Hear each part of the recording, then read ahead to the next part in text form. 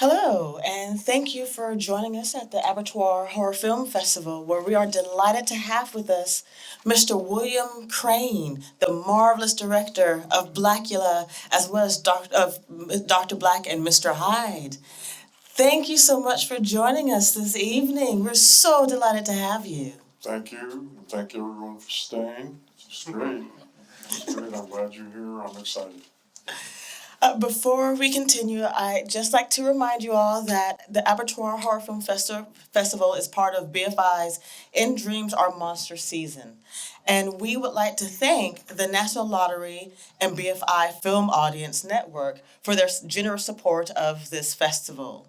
I thought I'd open with a general question, though, thinking about what it must be like to watch your film 50 years after making it. Are there moments that just reminded you of the experience of filming, the atmosphere, or moments that you're particularly proud of in watching this film? I got a thump in my heart with the Hughes Corporation when they were singing.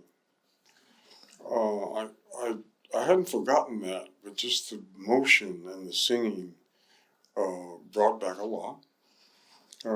Sad to say that Thomas Wasila and William Marshall and Vanetta McGee are gone, and that's kind of hard. I was great friends with Thomas. We camped together and fished together, and we were quite close. So some of it was brought back a lot of memories. I forgot some of those shots. did I make those shots? I guess I did. And but I enjoyed it. I enjoyed watching it, and I hope you did.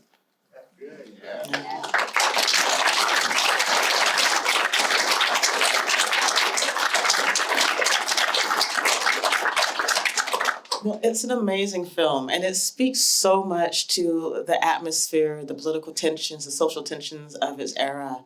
And we were talking about this a bit earlier today, and I was wondering if you had any thoughts about how the film speaks to our current moment, especially in the U.S. Well, yes. It was hard. The film was hard to do. Um, I had to ask for equipment all the time, and I'm not sure if they didn't believe in me or didn't believe in the film, but it was a tough shoot. I've done television, Starsky and Hutch, Ricky, Mod Squad, Matt Houston, but this was tough. But I had a good time doing it, and I was just refused to say no to it. How did you navigate those? I mean, I can imagine how they made it nearly impossible to get this done. You know, it was a tough shoot because I had a hard time with the head office. There were some things they just didn't want to provide, some things they didn't want to do. I had heard rumors that American International at that time was in the red financially, and they had done several films and they didn't make money off of them, so they were risking quite a bit, I guess. But someone was watching dailies. Everybody knew what dailies were? The next day they would go in and watch some takes, and so I think as the days continued, they would provide some of the equipment that I wanted. The slow motion camera is one that we'll get into in a minute. Yes. Well, actually, why don't we go ahead and get into that slow motion scene? Because that is one of the scenes that so many critics applaud, especially in terms of how it subverts representations of Black women, which are typically hypersexualized in horror films. Yeah. So could you tell us a bit more about that scene? When we first started, that police station was an abandoned building. So everything on the walls, all the tablets and the phones and everything were all fake. And the original script called for Sam to stay in the room when the corpse is rolled out and just keep the door locked. So what the script called for was for her to thaw out, which is another story, on and how he did that, but for her to thaw out, and eventually while he's on the phone, she rises up and just attacks him. And I had this thought, if I could get a slow motion camera, a high speed camera, and go back 30 yards, maybe 40 yards, and have her open the door and come after him, would visually be really exciting. And every day I'd ask for this high-speed camera, and they said, no, we're not going to get it. So when it came time to do the shot,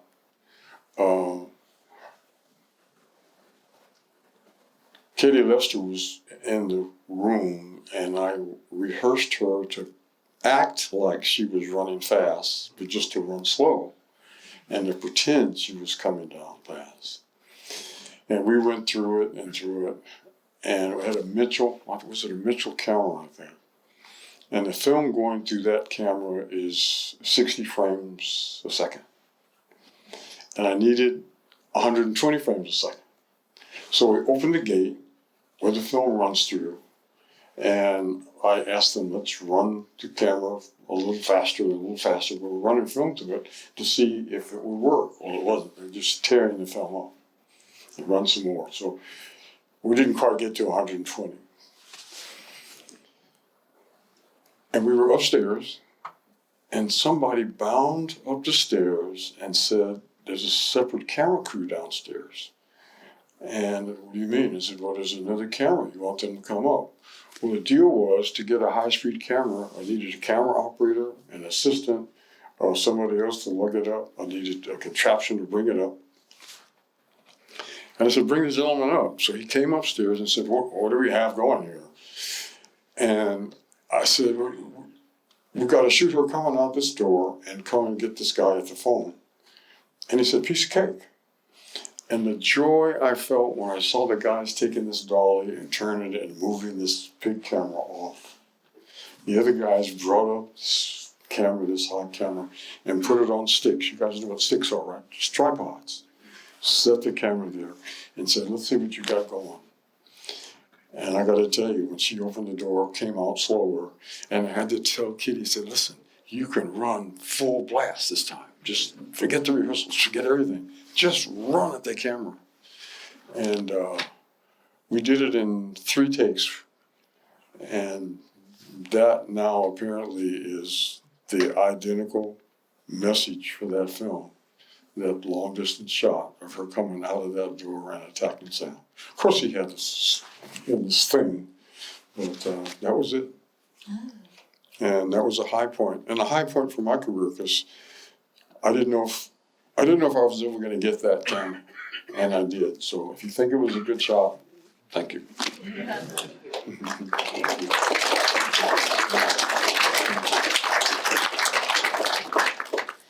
We actually have a couple of more questions about the artistry of the film.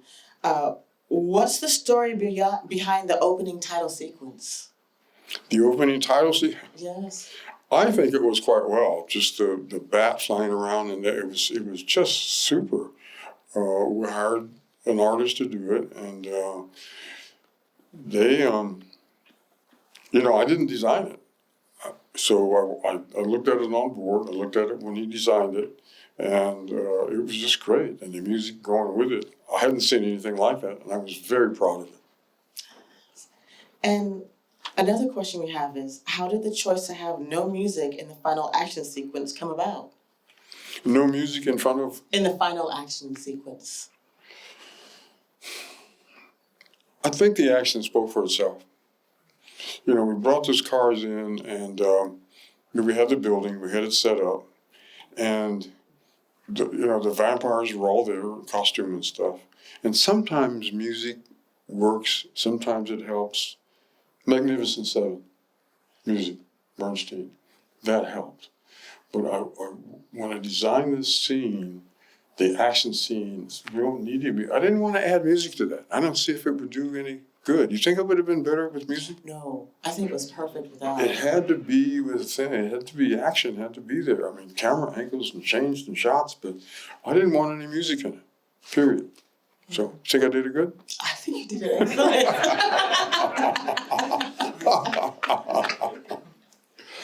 And that reminds me, I mean, thinking about some of the pushback you might have gotten from your production house, especially looking at some of the promotional suggestions they had out there under the Blackula exploitation marketing materials. I mean, how did you navigate that ideology about what the film was, the objectification of its audience, of you as a director? A new director, everyone had an opinion. There was one time, I don't know if this was ever in writing, but at one time they said the movie title would be Count Brown's in Town. And I thought, how awful. How can you do that? And I think somewhere, at least I think I said, I'm not going to direct Count Brown's in Town. So I think that was just how low esteem they thought this was going to be. The crew had been around forever. It was a lot. I faced a lot of resentment. Director telling them what to do, but I spent 7 years in Toronto learning how to do this: car stunts, and camera angles, apertures, and stuff. And I just knew what I was going to do. But I got a lot of problems. I'll give you one example that was really ugly. Do you recall when Thomas takes his lady to Gordon's house, and they were going to go to the morgue to see if the corpse had thawed out, and the production table, or at least the sound table, was, again, I always use 20 yards, but maybe it was at least 30, 40 yards away. It couldn't be there because they drive up. She gets out, Thomas goes up, talks to him, and they jump in the car and speed off. So when I line the shot up, I asked the sound guy, I said, can I get a pair of headphones? Because I didn't want them to shout. I wanted to hear them, and I wanted to be down by the car that's in the driveway. You know what happened?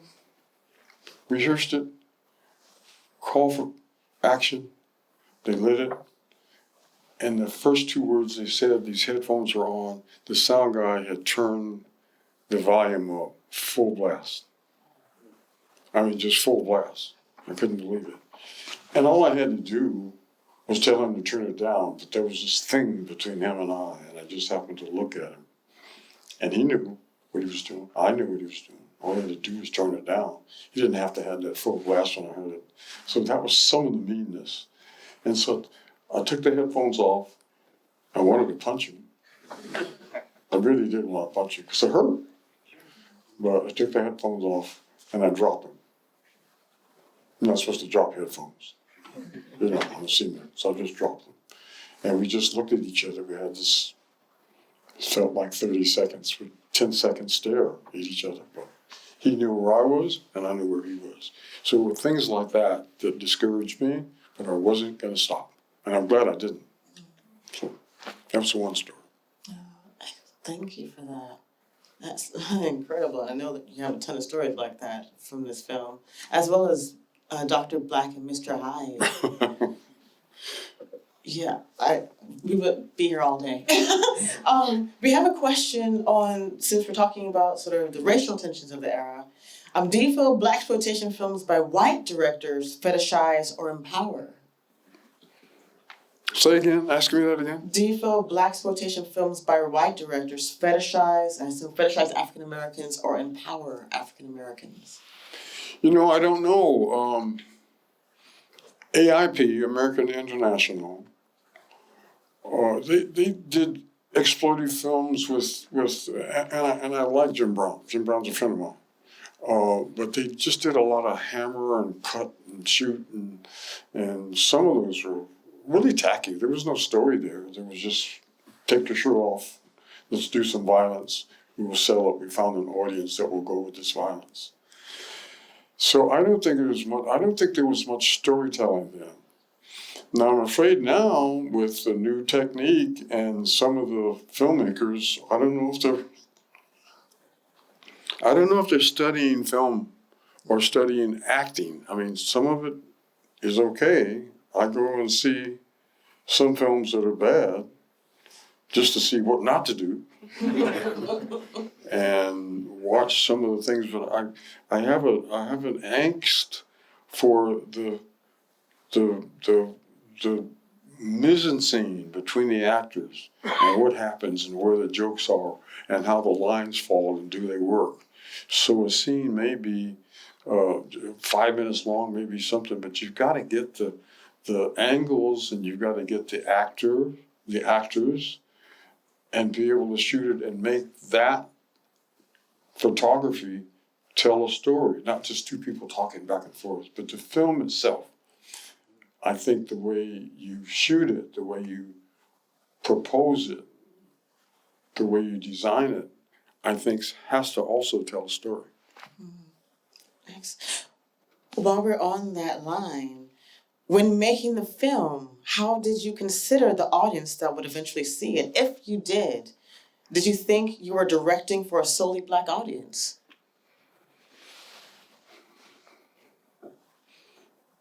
That's the rudest nigger I've ever seen. That was for a Black audience.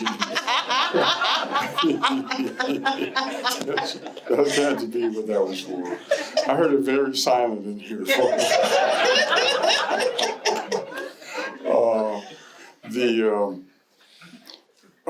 Some of it was good. I mean, I was a little self-conscious of the two interior decorators for a while.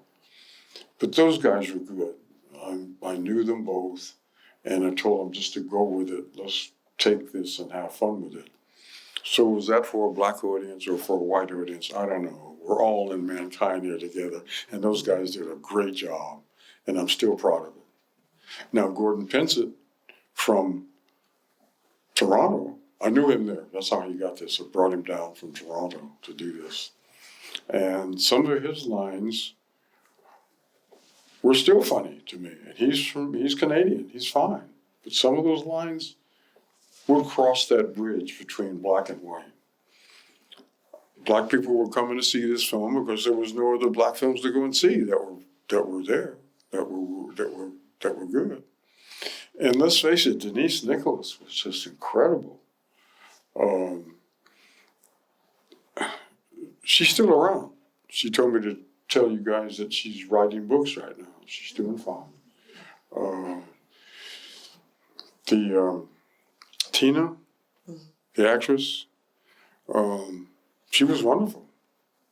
And that love affair between William Marshall and Vonetta McGee, I think was just wonderful. And I hadn't seen anything like that. Not love affairs like that. So I think that worked.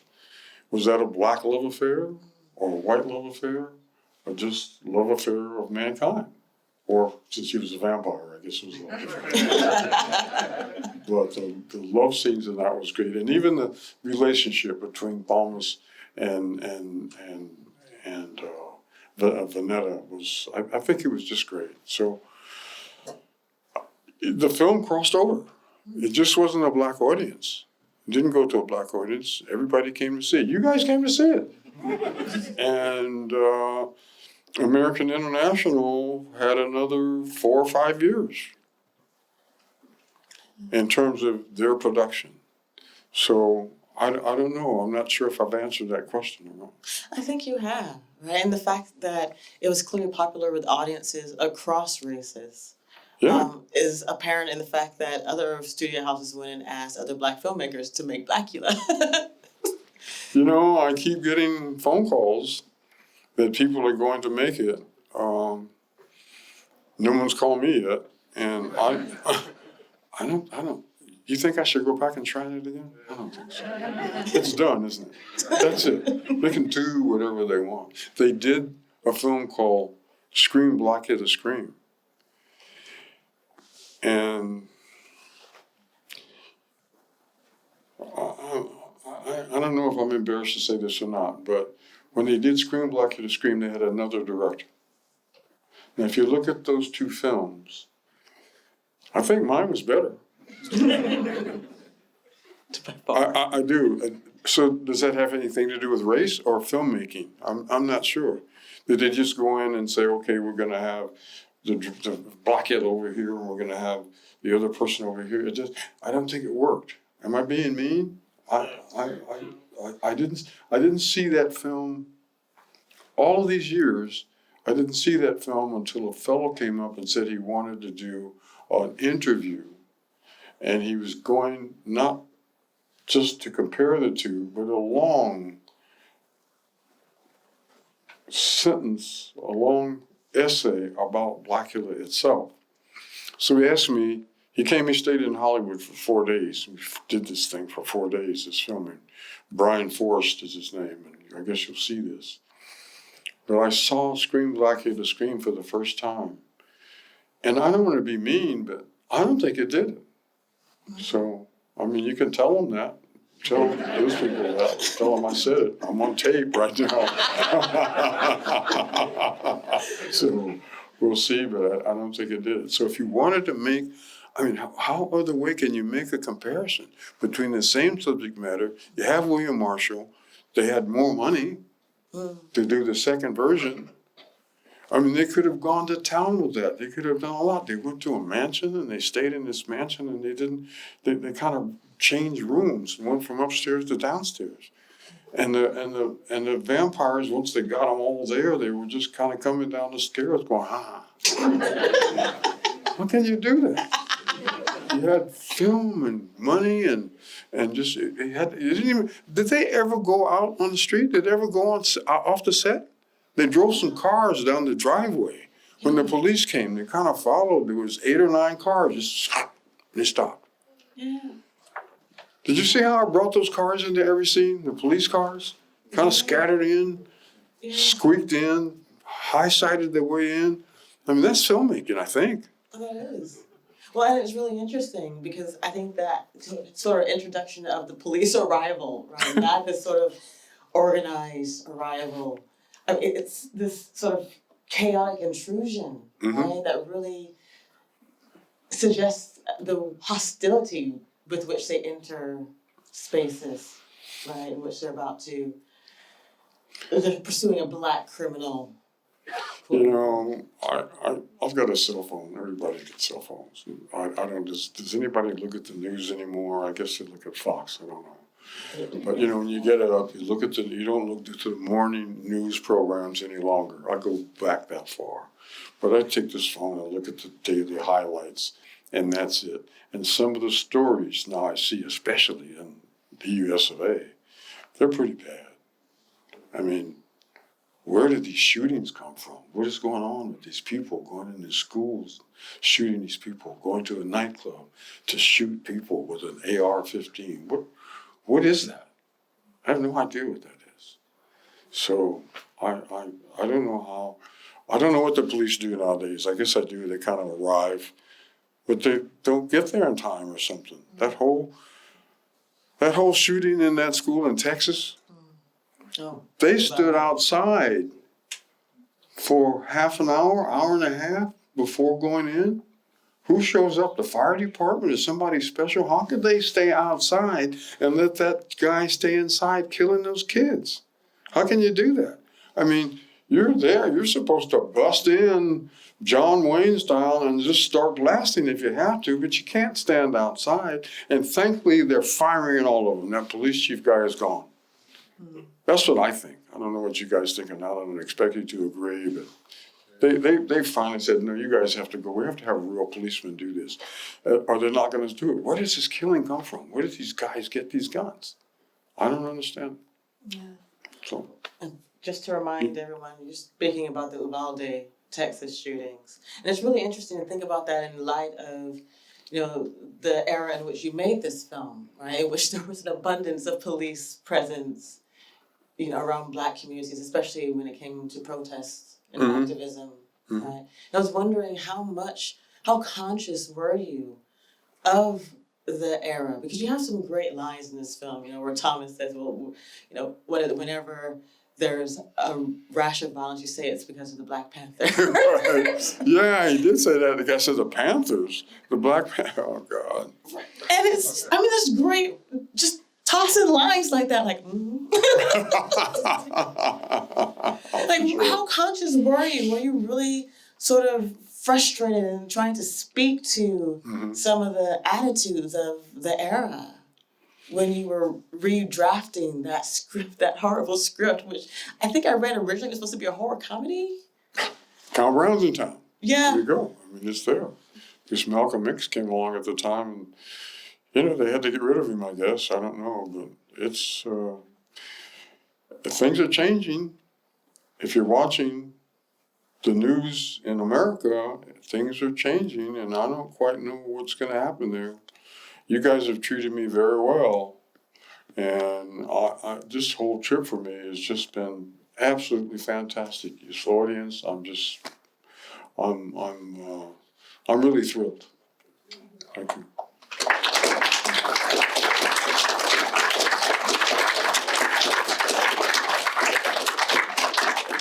Well, speaking of U.S.-UK relationships, we have another question. Could you talk a little about William Marshall and how he came to be cast? Yes. I don't know who they were going to hire. You know, I came along and they had. I have to be polite here. I have to be polite. I don't want to knock anybody. But they had some people that they weren't going to do that. They were going to be Count Browns in town. You know what I mean? That shuffling, jiving, shucking bullshit. That's what that was going to be. And I don't think I said this, but in my heart of hearts, I said, I don't want to direct this. This is just going to be silliness. It's not going to work. So we looked at Harold Belafonte, but he just didn't want to do it. He had heard bad news about it. There were some other people. And I knew William Marshall from some of the little theater that we were doing in LA. We were doing little skits in Watts and other places. And I went to him and asked him if he would do it. And you know what he said? He said, if you direct it, I'll do it.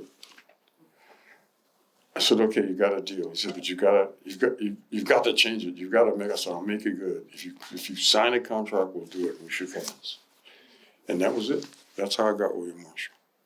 Now I hear there are other stories.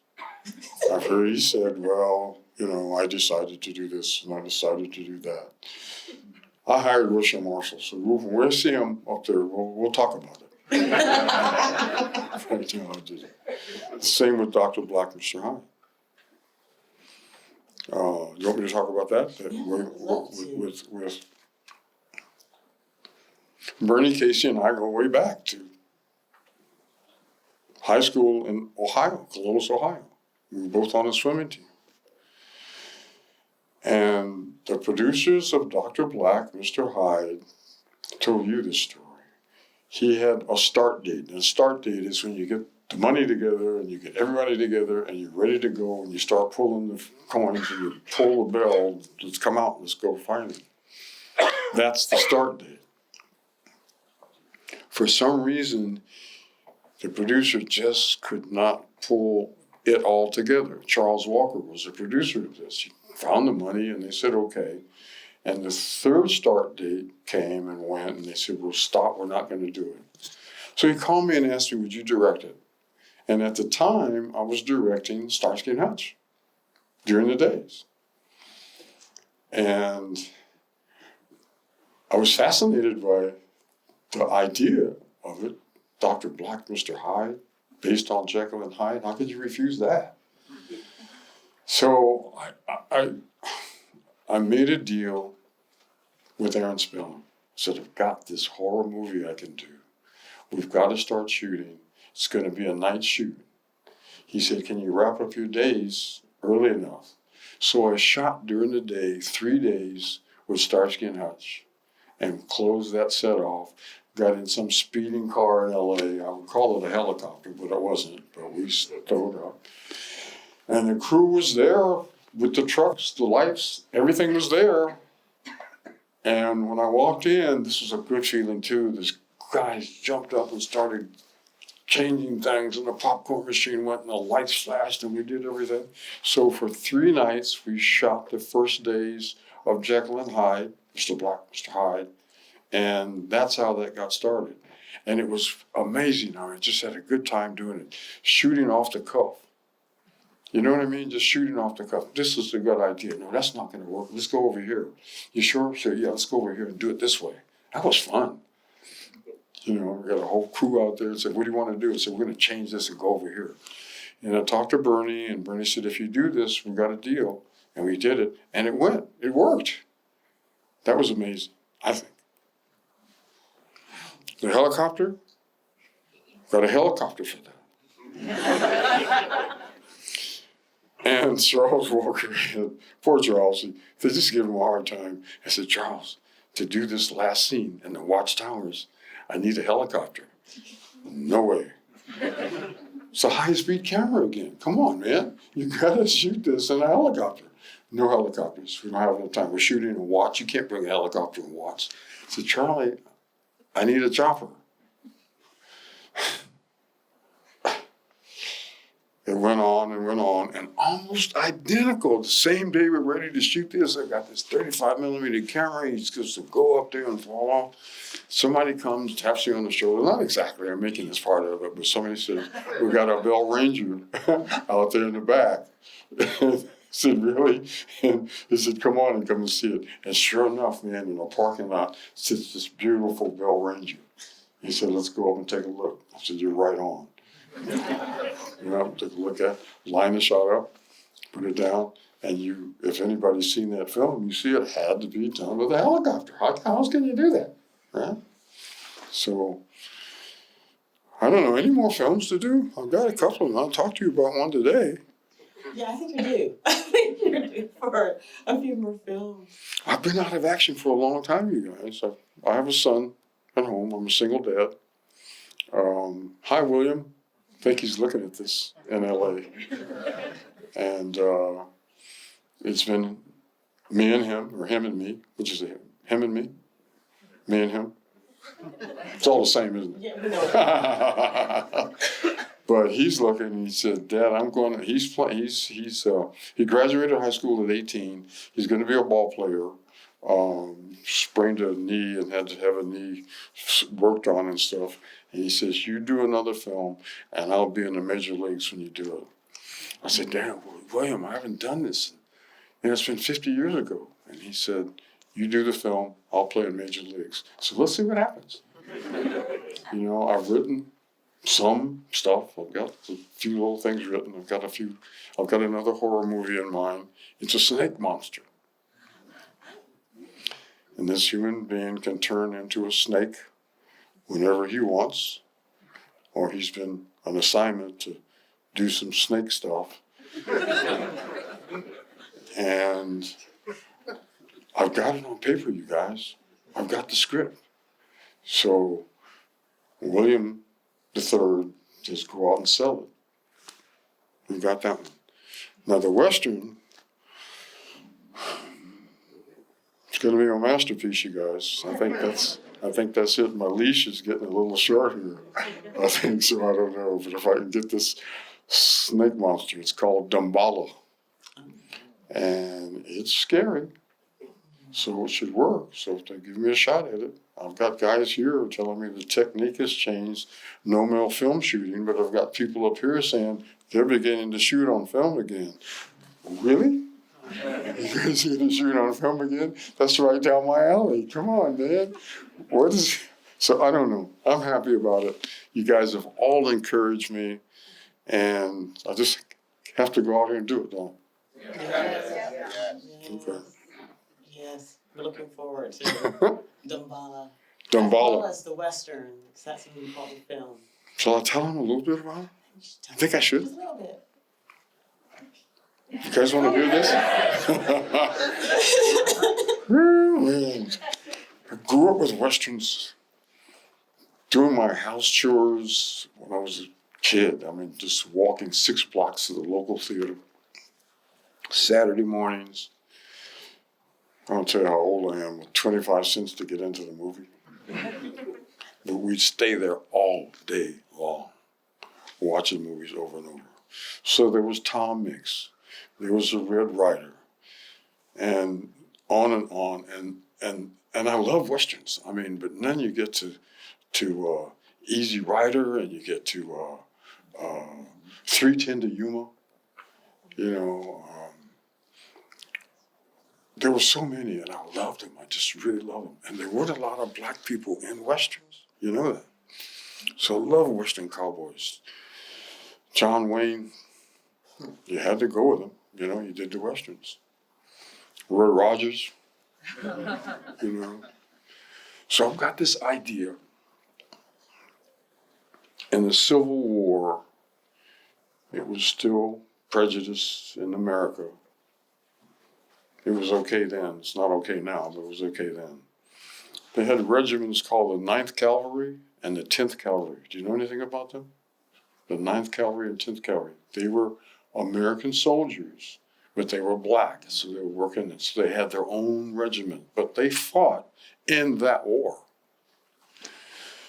So if I take some guy, if I open this movie with these 10th Cavalry, they're in uniform,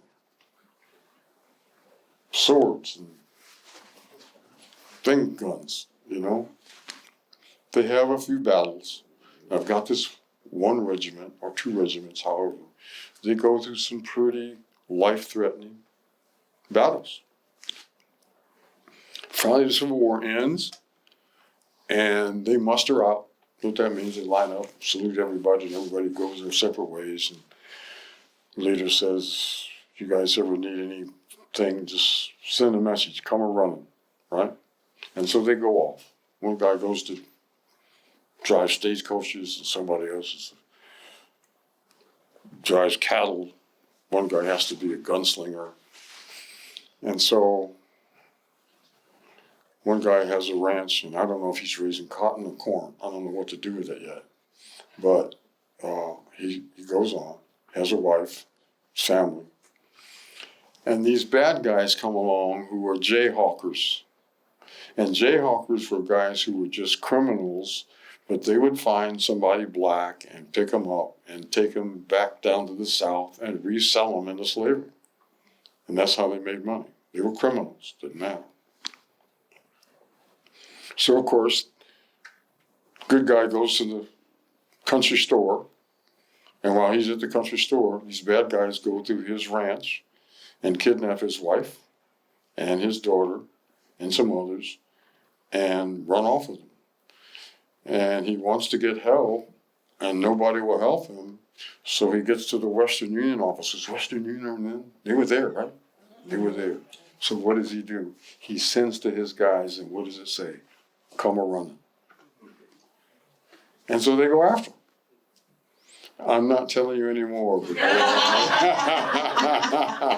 they go after him. And we've got it. You like it? Yeah. I think it'll work. We got it. I'm going to do it. These guys are convincing me to do it. She's convincing me to do it. So, and Gaz, and all you guys have convinced me, get off the crutches, sit down, write this thing out, and do this movie. So, I guess I have to bring it here first, right? Yeah.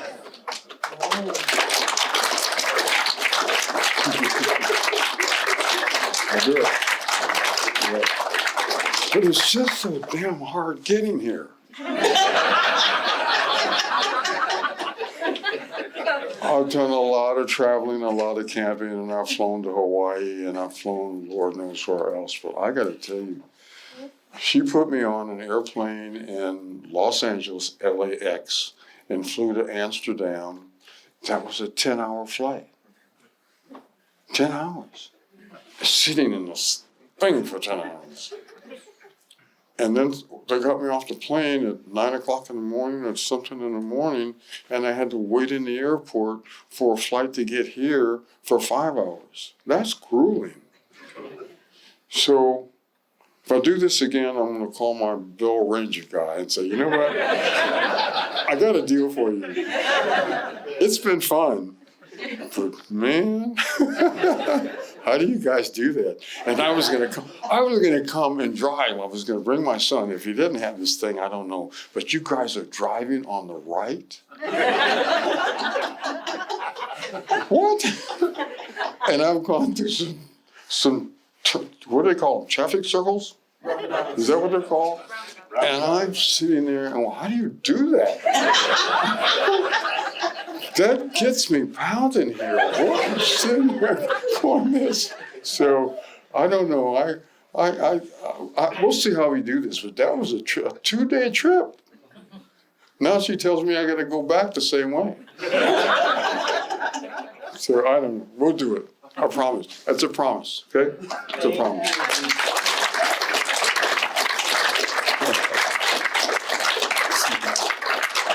And you know what that 2-day trip means? You just gotta stay longer. You just gotta make it worth it.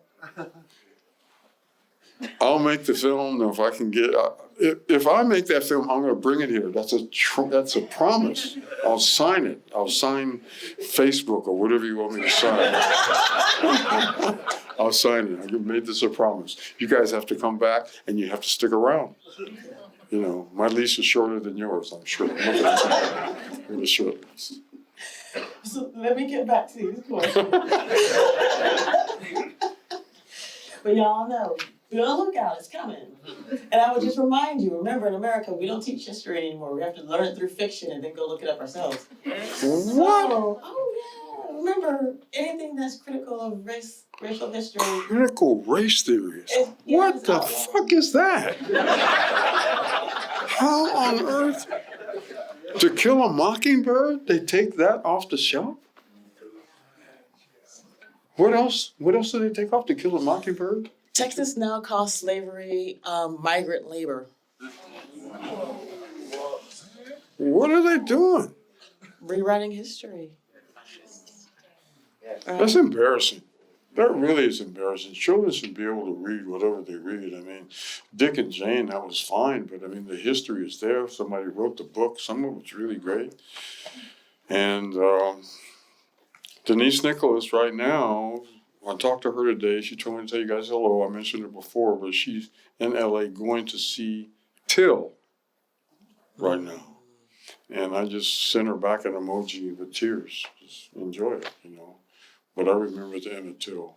Are we going to go through that again? Are we going to do that? I hope not, but Let's stick with the movies. Let's just make the movies and expose them. But I understand certain people are going to run for president again. Really? You think that can happen? Do you guys think it can happen? Do me a favor. Show me your hands and think this guy will get elected again. Look at that. You see this audience? Not one person raised their hand, and you guys live here and don't even have to deal with it.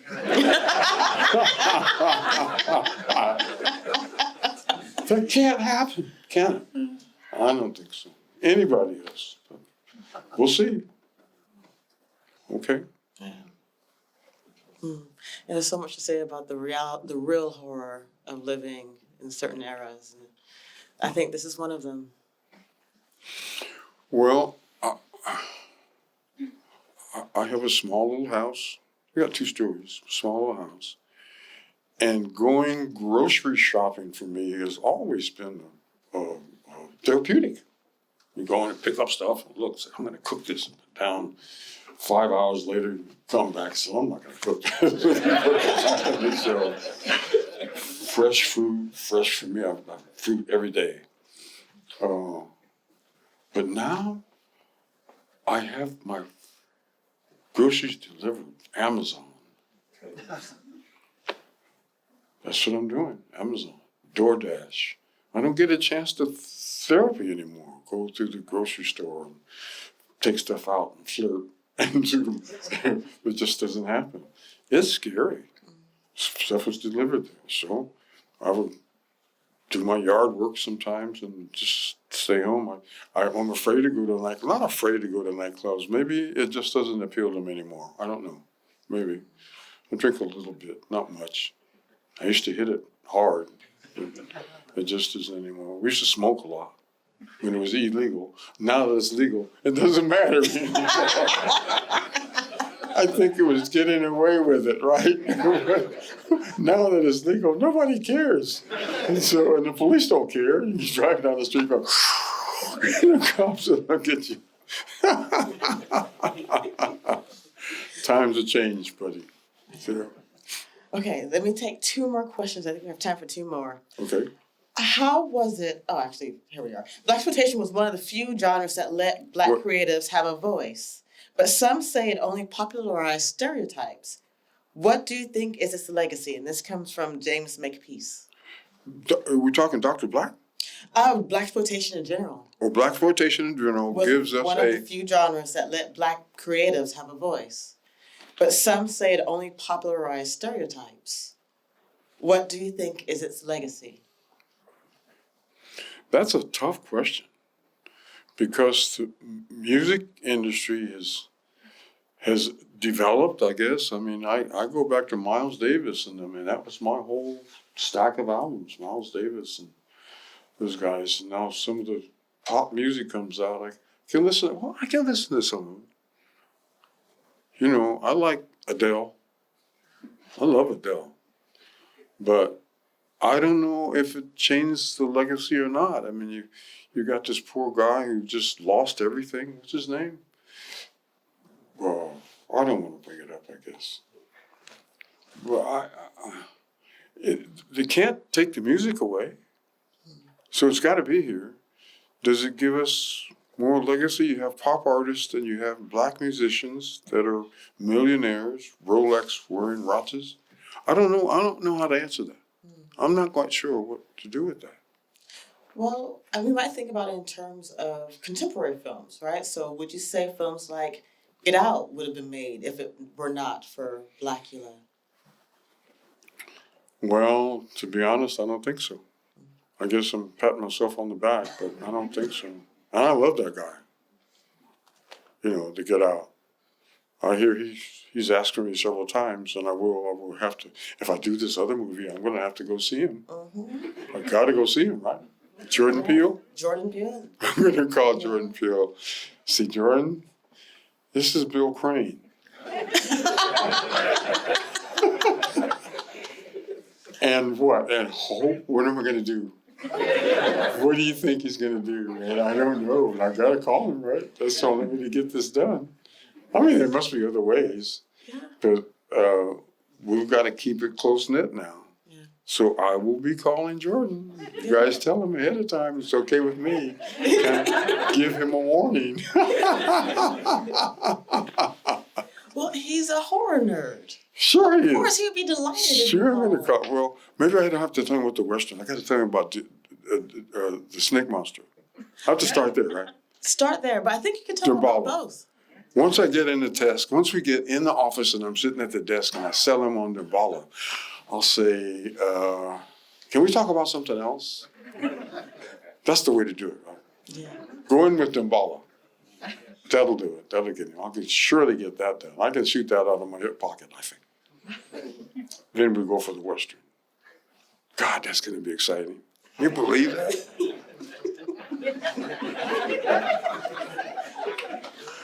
Oh, golly, you guys who got me here. You guys who got me. I wrote this 2 years ago. I've just been kind of sitting on it. I'm going to blame it on William. Just raising him, trying to put a kid through high school in L.A. Calling the principal every day, sitting in the principal's office, you know, after school. The principal's office. But I got to do this. So, what are we going to do? I don't know. You guys any suggestions? Anybody got some movie you want to make? Somebody got something? Since we're on a roll here. We'll start with the first two. Yeah. But I get Gaz brought me here, you guys. Thank you, Gaz, for bringing me here. Thank your staff for bringing me here. Opened up a new enthusiasm for me. And all you guys are so enthusiastic. I just don't believe it. Phone calls and you come to visit me at the hotel. And I wasn't ready. I really wasn't ready. I rode on the airplane, I know, I rode on the trains and this stuff, but I'm here now. This is amazing. So thank you. Thank you.